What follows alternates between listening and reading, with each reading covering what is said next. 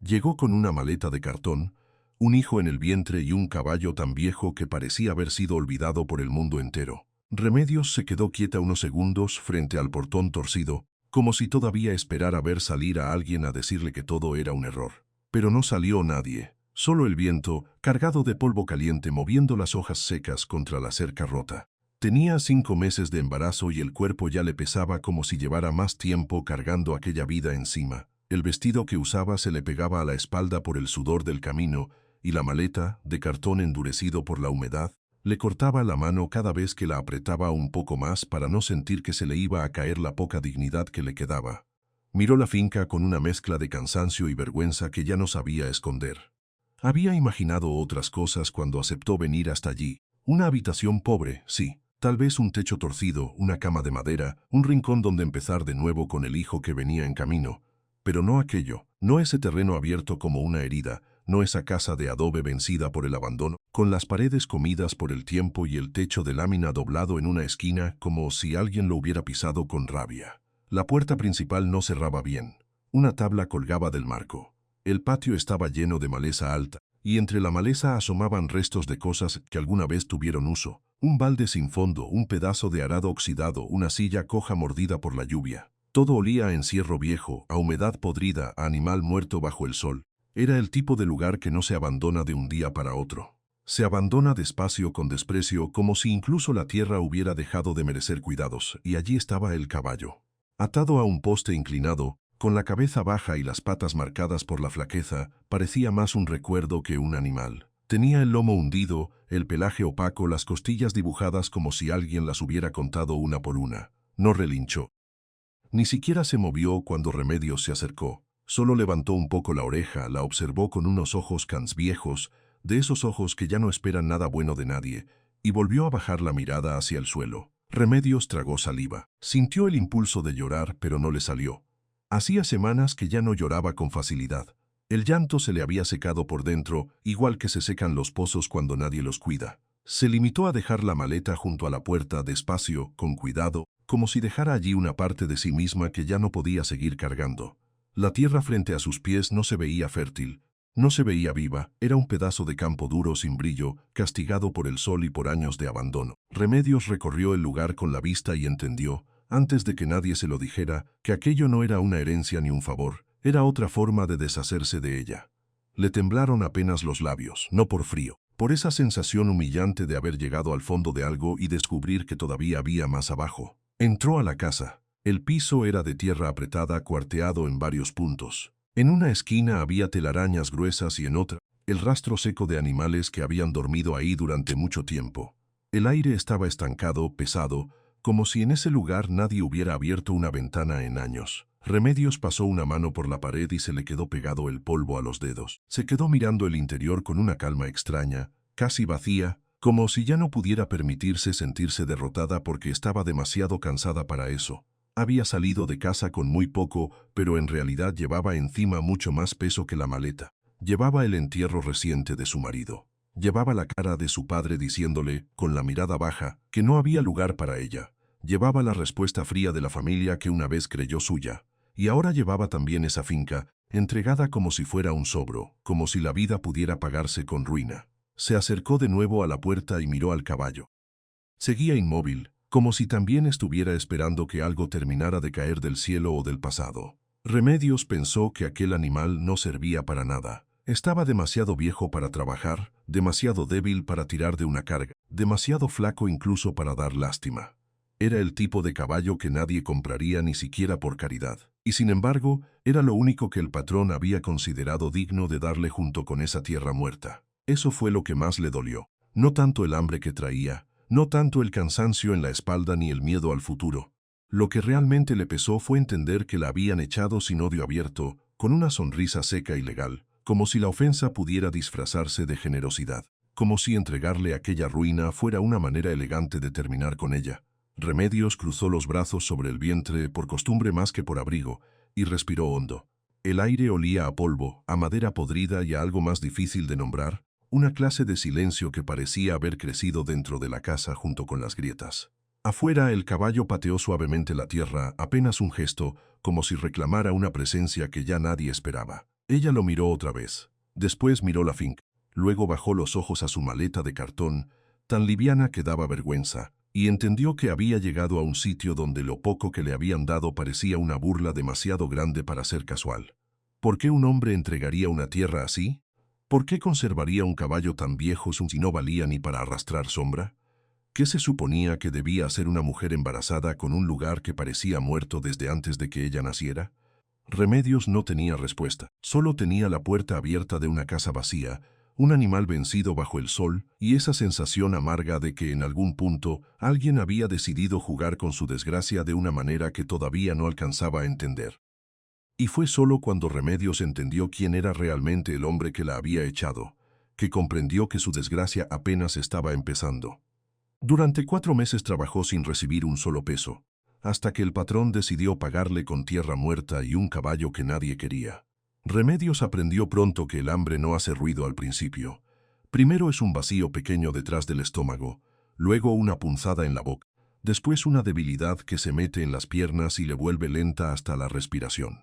Por eso siguió trabajando cuando todavía estaba fresca la tierra del entierro de Esteban, cuando el nombre de su marido seguía entrando en la casa como una sombra que no pedía permiso. La muerte lo había arrancado en un instante absurdo, de esos que nadie cree hasta que los ve.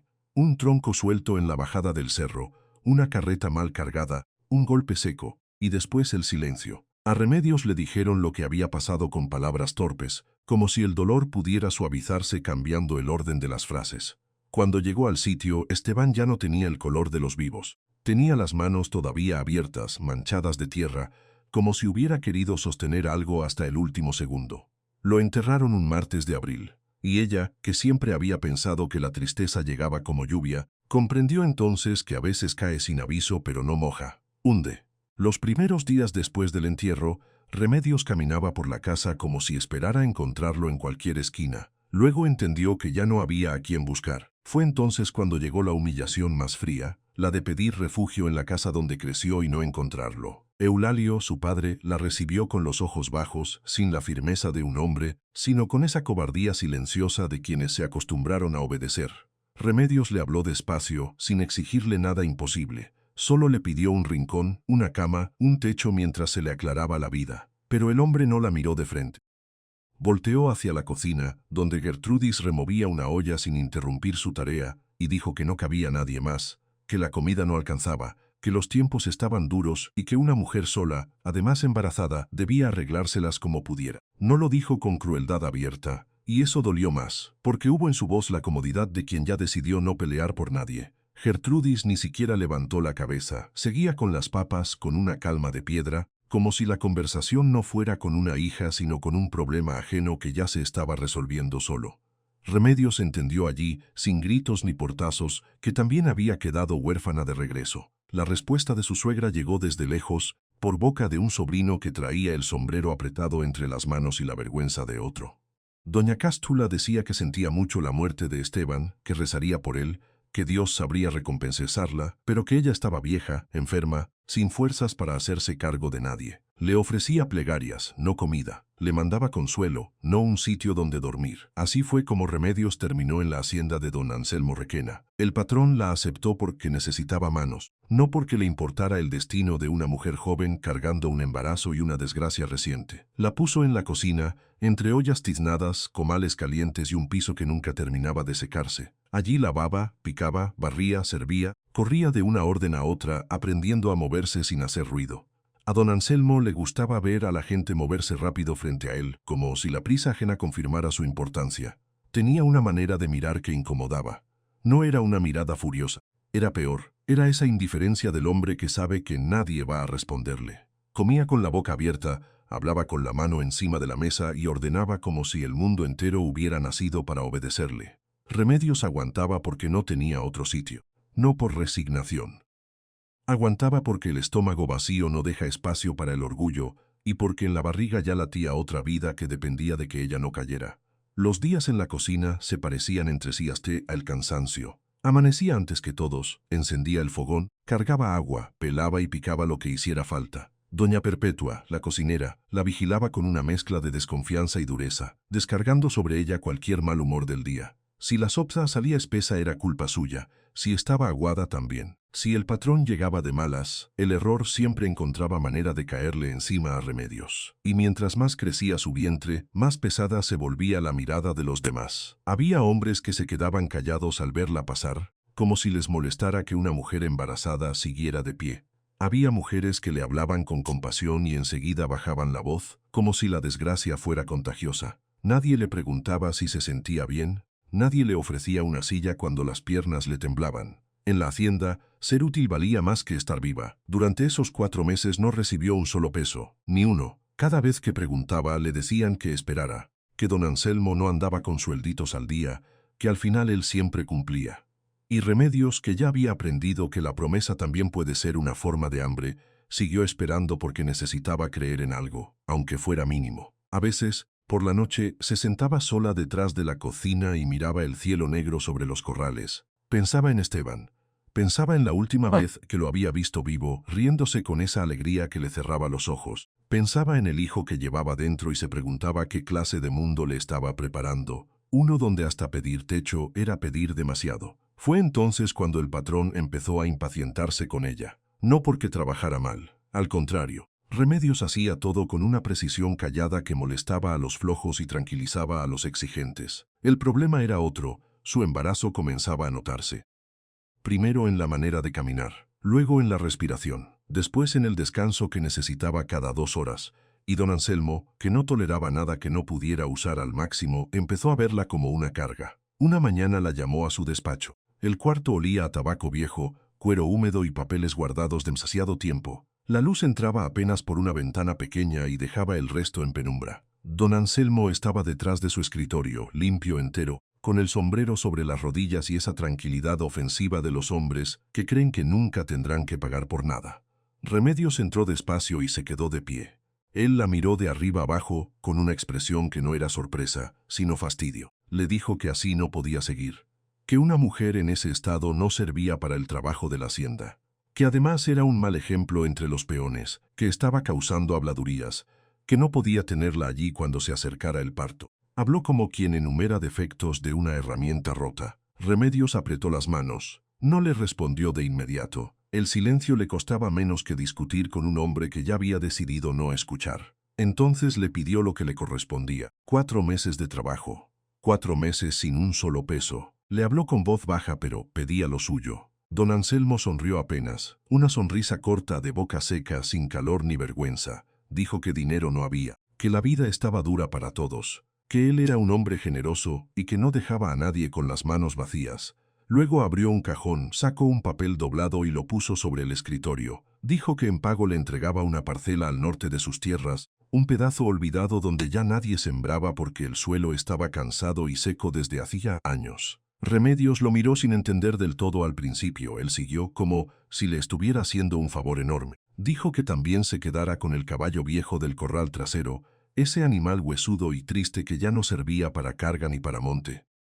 Que era mejor eso que irse sin nada, que lo tomara como compensación y dejara de hacerle perder el tiempo. Entonces Remedios comprendió la intención real detrás de la sonrisa. No era pago, era desecho. Le estaba poniendo en las manos lo que nadie quería. Tierra agotada y un animal casi vencido. Una burla envuelta en legalidad.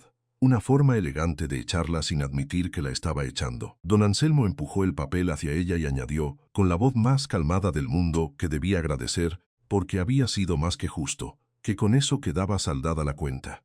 Remedios tomó el documento. Le temblaron apenas los dedos pero no bajó la cabeza. Fue entonces cuando él se permitió la crueldad final. Mirándola como se mira algo menor, le dijo que esperaba que el caballo aguantara el camino, porque sería lo único de valor que tendría en adelante. No lo gritó, no hizo falta. La humillación quedó suspendida en el aire como una brasa. Remedios salió del despacho sin discutir. Llevaba el papel doblado en una mano y la rabia quieta en el pecho, esa rabia que no estalla todavía porque primero necesita encontrar por dónde entrar. Afuera, el sol caía duro sobre los corrales. El caballo estaba allí, atado flaco, con la cabeza vencida, como si también él hubiera esperado su turno para ser desechado. Y ella, con el vientre pesado y la cara seca, entendió que había sido expulsada sin que nadie pronunciara la palabra expulsión. Tomó el papel, el caballo y el camino, sin imaginar que ese castigo escondía una salida. Cuando pensó que no tenía nada, Una mujer del pueblo le dijo que aquella tierra había sido fértil y que el caballo había sido el orgullo de la comarca. Remedios lo escuchó sin responder. En ese momento ya estaba demasiado cansada para discutir con nadie y demasiado vacía por dentro como para creer en palabras bonitas. Llevaba la maleta de cartón en una mano, el papel doblado en la otra y el caballo amarrado con una cuerda corta que apenas le permitía avanzar sin que el animal se detuviera a cada rato. El camino hasta la parcela parecía más largo de lo que don Anselmo había hecho creer. No era un viaje, era una expulsión. El sol caía de frente duro, sin una sola sombra amable. El polvo se le metía por debajo del vestido, en la boca, en los ojos, en las grietas de los labios. A ratos tenía que parar porque el peso del vientre la obligaba a respirar despacio, como si cada paso exigiera permiso. El caballo, flaco y rendido, avanzaba con una calma extraña, como si también él supiera que ya no había nada que esperar del mundo. Remedios no lloraba, ya no. Llorar era un lujo que se había quedado atrás con la muerte de Esteban, con el rechazo de su padre, con los meses de trabajo sin paga. Ahora solo caminaba, y a cada paso le parecía más claro que esa tierra no era un premio sino un descarte. Un rincón olvidado para sacar de encima a una mujer embarazada y a un animal inútil. Cuando por fin vio la parcela no sintió alivio sino otra forma de cansancio. La casa se levantaba al fondo como si se estuviera sosteniendo por puro capricho. Tenía una pared vencida, el techo inclinado, la puerta torcida sobre una bisagra medio rota y huecos por donde se colaba el aire caliente de la tarde. La maleza había tomado el patio, y dentro de la casa crecían matas pequeñas entre las grietas del piso de tierra. Había estiércol seco en una esquina, telarañas en las vigas, polvo encima de todo, un polvo viejo que no se quitaba con la vista. El lugar olía a abandono, a humedad encerrada y a madera podrida. Remedios dejó la maleta en el suelo y se quedó quieta unos segundos, mirando alrededor, como si esperara que en cualquier momento apareciera alguien a decirle que aquello era una broma cruel. Pero no apareció nadie, solo el viento empujando las hojas secas contra el muro y el caballo respirando detrás de ella con un sonido cansado casi humano. Entró despacio. El interior estaba peor de lo que parecía desde afuera. El techo tenía rendijas por donde se veía el cielo. En una esquina había una estera vieja, húmeda y doblada. En otra, un comal con una capa negra de hollín que ya no servía ni para recordar fuego. Remedios pasó la mano por la pared de adobe y se le quedó pegado el polvo en los dedos. Se sentó un momento, solo un momento, porque las piernas ya no le sostenían bien, y miró el espacio vacío como quien mira una herida abierta. Afuera, el caballo alzó la cabeza apenas cuando ella volvió a salir. No le gustó verlo tan quieto. Había en su inmovilidad algo que no terminaba de parecer resignación. Era más bien una paciencia vieja, una paciencia gastada por años de esperar manos que no llegaban. Remedios no sabía qué hacer con él. Tampoco sabía todavía qué hacer con la tierra, así que empezó por lo único que podía entender: limpiar, sacar basura, tapar agujeros, apartar lo muerto. Los primeros días fueron una pelea contra el cuerpo. Barría la casa al amanecer con una rama improvisada. Quitaba las hierbas que crecían junto a la puerta y dentro de la cocina. Arrastraba piedras, recogía ramas secas, juntaba lo poco que podía servir. Con barro mezclado con paja tapó las grietas de las paredes. Con otra mezcla cerró parte del techo, aunque más de una vez la humedad volvió a abrirle el trabajo hecho. Cada tarea parecía pequeña desde lejos, pero el embarazo la iba desgastando con crueldad. Cargar un balde de agua le dejaba el pecho ardiendo. Agacharse para recoger leña le provocaba punzadas en la espalda. A veces se quedaba inmóvil en medio del patio, con una mano sobre el vientre, esperando que el mareo se le pasara. El agua estaba lejos, demasiado lejos para alguien que ya no tenía fuerza de sobra. Había que caminar hasta el arroyo con una olla abollada y regresar con el peso tambaleándole los brazos. Lo hacía una vez, dos, tres. A la cuarta ya sentía que el cuerpo le pertenecía a otra persona. Pero seguía, no había otro modo. Porque el hambre no espera, y la casa no se arregla sola, y el hijo que llevaba dentro no iba a nacer en medio de esa ruina si ella podía evitarlo. El caballo comía poco y mal. Le dejaba a un lado pasto seco, algo de agua, y él olfateaba la comida como si le ofendiera. Tenía la cabeza baja casi todo el tiempo y los ojos oscuros hundidos parecían mirar más allá de las cosas. Remedios lo observaba de reojo mientras trabajaba. Había algo en ese animal que le incomodaba y la atraía al mismo tiempo. No era solo tristeza, era como si estuviera guardando una historia que nadie había sabido leer. La primera noche durmió mal. El silencio del campo no era silencio de verdad. Había grillos, ramas golpeando la pared, algún perro ladrando a lo lejos, el ruido del viento metiéndose por las rendijas. Todo sonaba más grande en la oscuridad. Remedios se acostó sobre la estera con una manta fina sobre el cuerpo y tardó mucho en encontrar una postura que no le doliera. Pensó en Esteban como pensaba siempre cuando el cansancio la dejaba sin defensa. Pensó en su cara, en su risa, en la manera en que le apoyaba la mano en el hombro cuando quería decirle que todo iba a estar bien. Pero ya nadie le decía eso. A la mañana siguiente despertó con el cuerpo tieso y la boca seca. Tenía el estómago vacío y una sensación amarga en la garganta. Se quedó mirando el techo un rato, hasta que entendió que el día no iba a esperar por ella. Se levantó, se lavó la cara en una vasija con el agua turbia que le quedaba, y volvió al trabajo. Fue en una de esas jornadas de barro, polvo y hambre cuando apareció la mujer. Llegó por el sendero con paso firme como si conociera el lugar desde siempre. Llevaba una canasta cubierta con un paño a cuadros y el rostro curtido por años de sol. Tenía los ojos pequeños y atentos, de esos que no se pierden un gesto. Antes de que Remedios pudiera preguntar nada, la mujer ya estaba mirando la casa, el corral, el caballo y moviendo la cabeza con una especie de juicio silencioso. Se llamaba Doña Perpetua. No era una mujer de palabras suaves. Hablaba con la certeza de quien ha visto demasiadas cosas para impresionarse fácil. Dejó la canasta sobre una piedra, sacó frijoles cocidos, tortillas y un pedazo de queso, y se los puso delante como si fuera lo más natural del mundo. Remedios quiso rechazarlo por educación, pero el olor la venció antes que el orgullo. Comió sin levantar mucho la cabeza. Doña Perpetua se quedó viéndola un rato en silencio, y luego dijo algo que hizo que Remedios alzara los ojos. Le preguntó si sabía dónde estaba parada. Remedios respondió que en una tierra que parecía muerta. La mujer soltó una risa breve, sin burla. Le dijo que sí, que ahora estaba fea, cansada y abandonada, pero que esa tierra había dado maíz grande, frijol fino y calabazas pesadas, que antes allí se trabajaba de sol a sol y que el suelo era negro por dentro, bueno de verdad, de esos que guardan vida aunque por fuera parezcan secos. Remedios no contestó. La escuchaba con una mezcla de desconfianza y sorpresa, como si le estuvieran hablando de otro sitio. Entonces doña Perpetua giró la cabeza hacia el caballo. Y ahí sí bajó la voz un poco. Dijo que ese animal no era cualquier caballo, que se llamaba Lucero cuando todavía corría por las lomas con la frente limpia y el lomo fuerte, que había sido el orgullo de la comarca cuando pertenecía a don Cornelio Altamirano, un hombre viejo que sabía de ganado y de tierras. Lo había montado más de un caporal, más de un hijo de hacendado, y nunca había dejado que cualquiera le pusiera la mano encima. Hasta que, poco a poco, la edad, el abandono y ciertas manos ajenas lo fueron apagando. Remedios miró al caballo con más atención. Lucero, que hasta entonces había permanecido inmóvil, levantó apenas la cabeza como si hubiera reconocido su nombre verdadero. Doña Perpetua siguió hablando, esta vez con menos solemnidad y más rabia contenida. Dijo que don Anselmo había ido quedándose con terrenos que no eran suyos desde hacía años, que primero era una cerca corrida unos metros, luego un documento arreglado, luego una firma, luego otra.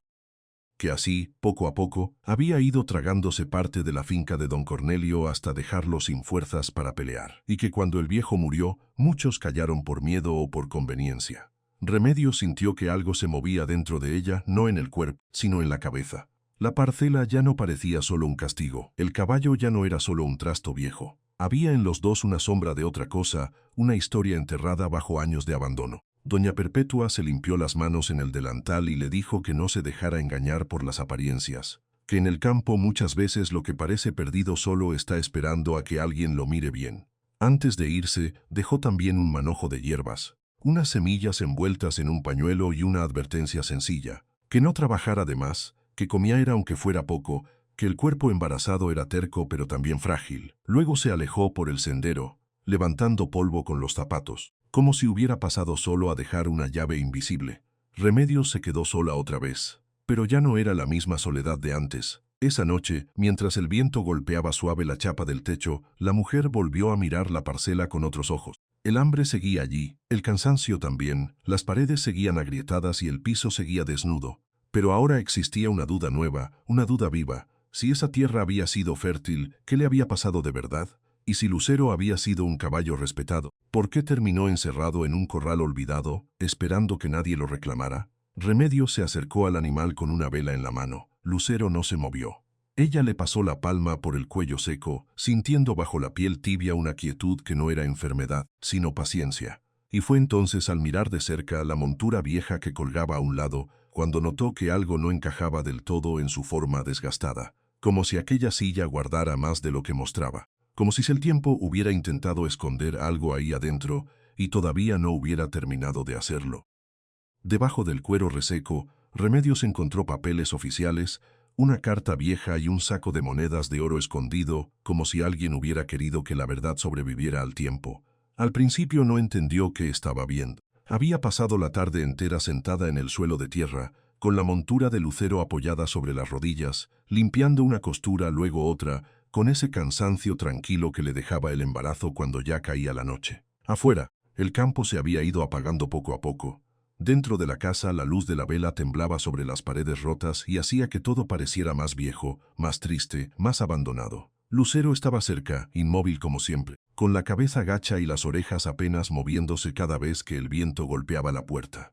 Remedios le pasó un trapo por encima a la montura, no porque esperara encontrar algo, sino porque necesitaba tener las manos ocupadas para no pensar en el hambre ni en la rabia que todavía le ardía por dentro desde que Anselmo la había echado de aquella manera. Pasó el dedo por el borde del faldón izquierdo y notó una irregularidad.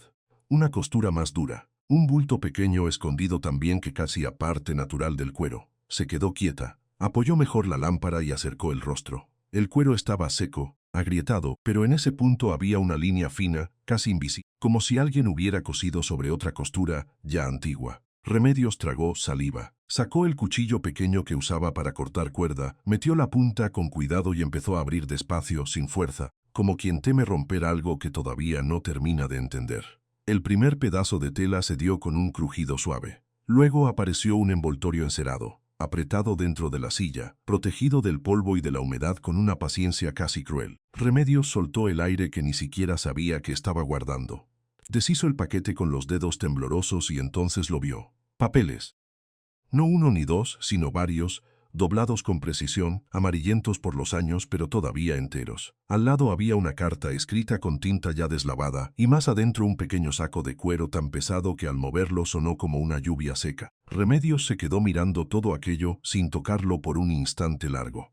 Después extendió los documentos sobre el suelo, debajo de la luz temblorosa de la vela. En la parte superior de uno de ellos distinguió sellos oficiales, firmas, sellos viejos de oficina, esos que no se usan para adornar sino para dejar constancia de que algo pertenece a alguien. Leyó despacio, palabra por palabra, porque aunque sabía leer, el pulso le temblaba tanto que las letras parecían moverse. El nombre de don Cornelio Altamirano aparecía varias veces, no como una sombra cualquiera, sino como el dueño legítimo de aquellas tierras. Y no solo de la parcela donde ella estaba viviendo, sino de una extensión mucho mayor, cientos de hectáreas que incluían el terreno, el corral, los linderos y buena parte de lo que Anselmo Requena había reclamado durante años como si fuera suyo. Remedios parpadeó incrédula. Tomó el siguiente papel. Era una carta escrita a mano, con una letra firme, ya cansada por la edad, pero todavía clara. La desplegó con cuidado para que no se deshiciera entre los dedos. Al empezar a leerla sintió un frío extraño en la nuca. Don Cornelio no le hablaba a nadie en particular, sino a quien encontrara esos papeles. Decía que los dejaba escondidos porque ya había entendido lo que estaba pasando. Que Anselmo Requena, entonces un hombre joven que trabajaba administrando tierras y cuentas, había empezado a mover documentos, a cambiar linderos, a hacer desaparecer firmas. Primero había sido una cerca corrida a unos metros, después un papel corregido, luego una escritura que nadie revisó a tiempo. Y así, poco a poco, sin ruido, sin escándalo, había ido robando pedazo por pedazo. La carta no tenía adornos, no buscaba compasión, solo dejaba constancia. Don Cornelio escribía que no podía probarlo todo en ese momento porque lo tenían vigilado, porque varios hombres ya le habían dado la espalda, porque en el campo la verdad suele quedarse sola cuando el poderoso sonríe y manda. Remedios sintió cómo se le tensaba la mandíbula. Levantó los ojos de la carta y miró la montura como si de pronto el objeto hubiera cambiado de forma. Ya no era el desecho que le había tirado Anselmo para humillarla. Ya no era el resto inútil de un caballo viejo. Era un escondite, un testigo, la caja silenciosa donde alguien había guardado la única prueba capaz de derribar a un hombre que se creía intocable. Volvió al saco de cuero, lo desató y dejó caer el contenido sobre la palma de su mano. Monedas de oro. 22, pesadas, frías, redondas, brillando apenas bajo la luz amarillenta. Remedios cerró los dedos alrededor de ellas y sintió el peso real de algo que no era solo dinero. Era otra cosa, era tiempo, era resistencia, Era la huella de un hombre que había querido dejar una salida, aunque ya no alcanzara a verla con sus propios ojos. Se le humedecieron los ojos, pero no lloró. Se quedó inmóvil, respirando despacio, mirando los papeles, la carta, las monedas, y poco a poco todo empezó a encajar de una manera terrible. Anselmo no le había dado aquella tierra por generosidad, tampoco por burla únicamente. Había entregado esa parcela y ese caballo porque estaba convencido de que no valían nada. Porque pensó que una mujer sola, embarazada y agotada, no tendría fuerzas para hacer preguntas ni para pelear. Le tiró lo que consideraba basura para deshacerse de ella. Y, sin saberlo, le entregó exactamente lo que más temía que apareciera. La prueba, la puerta de su propia ruina. Remedios volvió a leer la carta de don Cornelio, esta vez con más calma. Allí estaba todo, la manera en que Anselmo había ido moviendo linderos, cómo había presionado a peones, cómo había aprovechado la vejez del dueño original, cómo había comprado silencios, cómo había falsificado documentos hasta hacer parecer que la tierra siempre le había pertenecido. No era una sospecha, no era un rumor de pueblo, era una confesión escrita con la desesperación limpia de quien sabe que la justicia oficial quizá nunca llegue, pero aún así decide dejar una ruta para el día en que alguien encuentre la verdad. Lucero levantó la cabeza y soltó un resoplido suave, casi como si también él entendiera lo que estaba ocurriendo. Remedios lo miró, luego miró la montura, luego el saco de monedas, y por un momento el cansancio desapareció de su cuerpo, reemplazado por una claridad dura, afilada, de esas que llegan una sola vez y lo cambian todo. Entendió que no estaba sentada sobre un montón de basura vieja. Estaba sentada sobre la mentira entera de Anselmo Requena.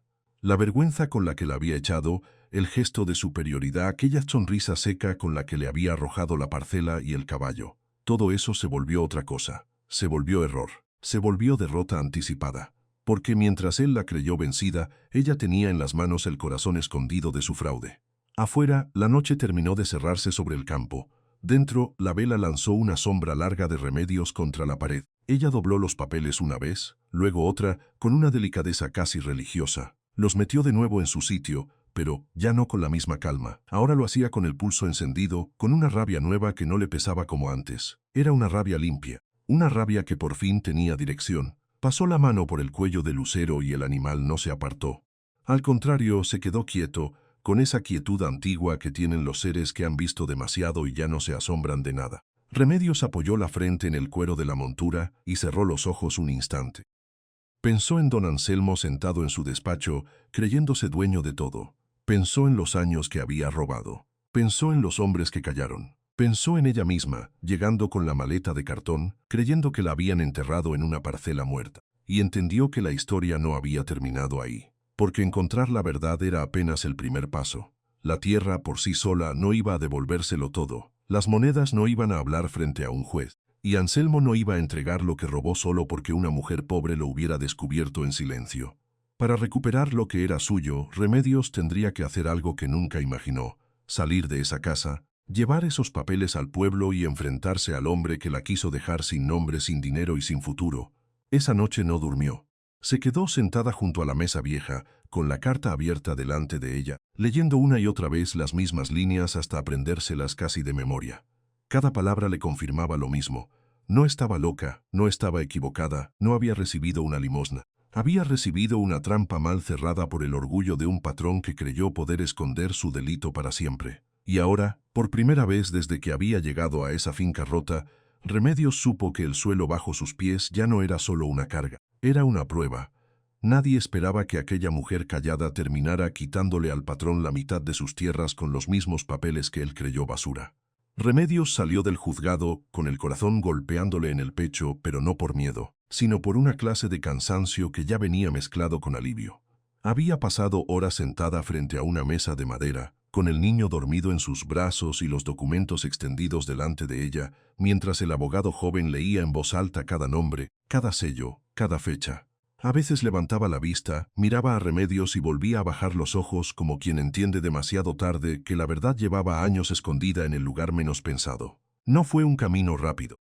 Hubo preguntas, hubo reuniones, hubo hombres que quisieron hacerla desistir con voces amables y amenazas disfrazadas de consejo. Le dijeron que era mejor no meterse en líos, que Anselmo Requena tenía amigos, dinero y paciencia para aplastar a cualquiera. Pero Remedios ya había aprendido algo en la vida. Cuando una mujer no tiene nada, también pierde el miedo a quedarse sin nada. Así que volvió una y otra vez al pueblo con el niño en brazos, el vestido remendado y la carpeta bien atada contra el pecho. Cada vez que entraba al juzgado, llevaba la misma calma silenciosa de las personas que ya lo han perdido casi todo y ahora solo vienen a recoger lo que les robaron. Mientras tanto, la finca seguía cambiando despacio, como cambian las cosas de verdad. Remedios no se sentó a esperar la sentencia. Sembró desde temprano, deshierbó con las manos, abrió surcos donde antes solo había polvo y maleza. Con la ayuda de doña Perpetua, levantó un huerto pequeño, después otro más grande. Arregló el techo, pintó las paredes con cal, reforzó la cerca con postes nuevos. Al principio todo parecía demasiado humilde, demasiado frágil, pero la tierra empezó a responder. Primero fue el maíz, después los frijoles, más tarde las calabazas que se extendieron como si hubieran estado esperando años para volver. La casa, que antes parecía a punto de desmoronarse, empezó a oler a comida de verdad, a humo limpio, a ropa secándose al sol, y Lucero, el caballo que había llegado flaco y vencido, también cambió con los meses.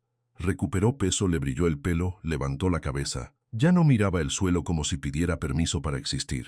Caminaba por el corral con una calma distinta, como si hubiera vuelto a recordar quién era. El niño nació una madrugada fría, cuando el aire todavía estaba quieto y las gallinas dormían. Doña Perpetua fue quien la ayudó, con esas manos duras que nunca temblaban y esa voz seca que obligaba al dolor a obedecer. Remedios no gritó demasiado. Apretó los dientes, cerró los ojos y pensó en Esteban, en todo lo que había perdido, en todo lo que seguía ahí, latiendo, empujando desde adentro para salir al mundo. Cuando por fin escuchó el llanto, sintió que algo dentro de ella se acomodaba. No se le fue la tristeza, no se le borró el pasado, pero por primera vez desde la muerte de su marido entendió que la vida también podía empezar otra vez. Le puso el mismo nombre que llevaba en la memoria, como una promesa que no quería soltar. Y el niño creció entre surcos, polvo y luz de mañana. Aprendió a sostenerse de pie agarrado a la falda de su madre, luego del poste del corral, luego de la crin de Lucero, que se quedaba quieto para no asustarlo. Sus pasos fueron torpes al principio, inseguros, pero cada caída terminaba en una risa pequeña que llenaba la casa más que cualquier comida. Remedios lo veía avanzar por el patio y sentía una ternura seria, de esas que no hacen ruido. La resolución llegó en una mañana de mercado, cuando el abogado regresó con la notificación final. El juzgado había reconocido los documentos, las tierras habían sido restituidas, no solo la parcela pequeña, sino también una parte importante de lo que Anselmo Requena había mantenido usurpado durante años. La noticia corrió por el pueblo con la rapidez de las cosas que nadie se atreve a decir en voz alta hasta que ya no pueden esconderse más. Dicen que Anselmo se quedó sentado mucho tiempo sin hablar, con esa furia muda de los hombres acostumbrados a mandar. Esta vez no hubo gritos ni amenazas que se sirvieran. Los papeles hablaban por él, y por primera vez en años tuvo que soltar algo que creyó suyo para siempre. Remedios no celebró como celebran los que quieren humillar al que cayó. No hubo desfile ni escándalo. Solo volvió a la finca, abrió la puerta de la casa y se quedó un momento en silencio, mirando el patio, el huerto, el corral, la sombra del árbol grande donde Lucero descansaba desde la mañana. Todo seguía siendo simple, pero ya no era miserable. Todo seguía teniendo trabajo, pero ya no tenía vergüenza. Con el tiempo la tierra se volvió digna sin dejarse humilde. El huerto dio más de lo que ella esperaba. Vendía parte de la cosecha en el pueblo y guardaba el resto para la casa. Compró una mesa nueva, luego 2 sillas, luego un par de botas para el niño cuando empezó a correr detrás de las gallinas. Lucero envejeció con paz, ya no como un animal abandonado, sino como un compañero que había encontrado al fin un lugar donde terminar sus días sin miedo. Una tarde, cuando el sol estaba bajo y el niño jugaba en la tierra blanda junto a sus pies, Remedios se sentó bajo el árbol grande con la mano apoyada en el vientre ya libre de peso y la mirada quieta en todo lo que había levantado. El muchacho se reía, Lucero rumiaba despacio, y la casa detrás de ellos tenía la puerta abierta, como si por fin perteneciera al mundo y no al abandono. Remedios pensó entonces que a veces la vida entrega cosas envueltas en polvo, con forma de castigo, de burla o de resto inútil, y uno, si no mira bien, las deja pasar. Pero hay regalos que solo se entienden después de limpiarlos, después de sufrirlos, después de haberlos sostenido cuando nadie más quiso hacerlo. Y mientras el niño corría hacia ella y Lucero levantaba la cabeza para seguirlo con los ojos, Remedios comprendió que aquella tierra que recibió como desprecio había sido, en realidad, la única puerta que le quedó abierta para empezar de nuevo.